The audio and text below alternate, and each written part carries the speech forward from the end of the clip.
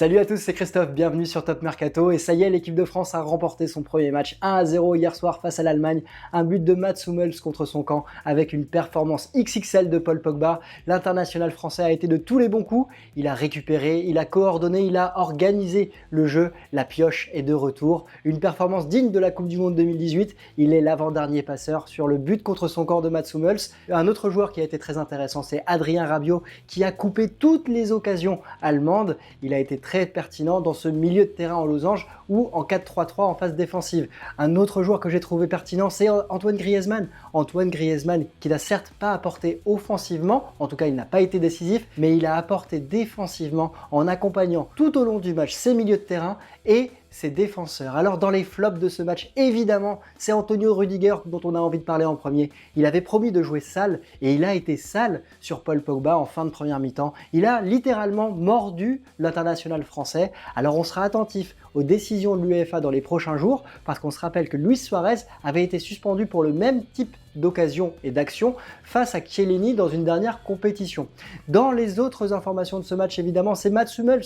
Mats Hummels qui a été un flop puisqu'il marque contre son camp, mis sous pression par Kylian Mbappé, mais surtout Mats Hummels qui aurait dû concéder un penalty en deuxième mi-temps. Il a taclé par derrière Kylian Mbappé qui avait 3 mètres de retard sur l'international allemand au début de l'action, qui passe devant l'international allemand, et l'arbitre qui ne revient pas sur cette action. Alors à quoi sert le VAR? N'hésitez pas à nous dire justement ce que vous pensez de cette action et si l'équipe de France méritait un penalty. Alors dans les autres informations, c'est évidemment le Portugal qui l'a emporté 3-0 hier soir avec Cristiano Ronaldo qui pulvérise le record de Michel Platini. Il en est désormais à 11 buts dans tous les championnats d'Europe. C'est le joueur qui a disputé le plus de championnats d'Europe. Il lui reste un grand record à battre, c'est le nombre de buts marqués en sélection. Il s'en rapproche doucement. Est-ce que ce sera justement dans cette compétition? Alors le Portugal qui l'emporte 3-0, qui prend une option évidemment sur la qualification, mais une victoire qui a eu du mal à se dessiner puisque les Portugais l'ont emporté dans les 10 dernières minutes, tant la Hongrie a été difficile à manœuvrer avec un bloc bas.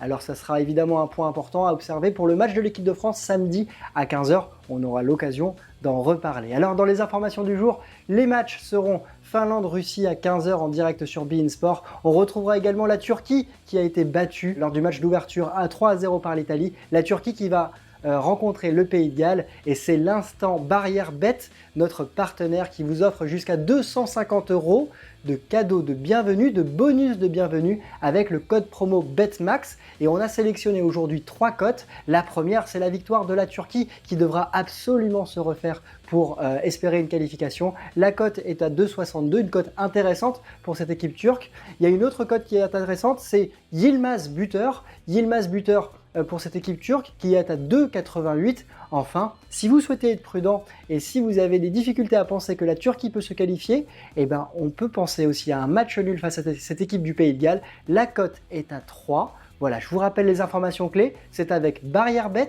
le code promo c'est BETMAX et vous pouvez avoir jusqu'à 250 € de cadeaux et de bonus de bienvenue pour votre inscription.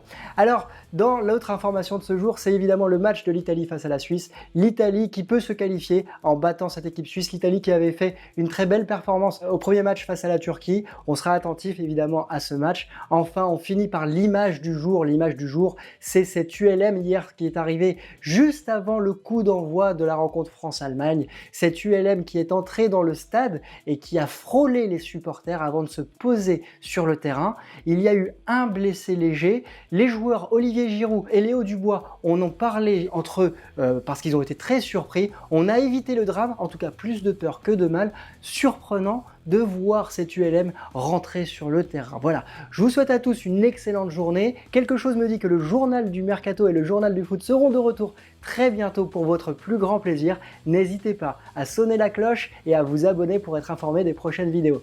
À demain, bonne journée, ciao.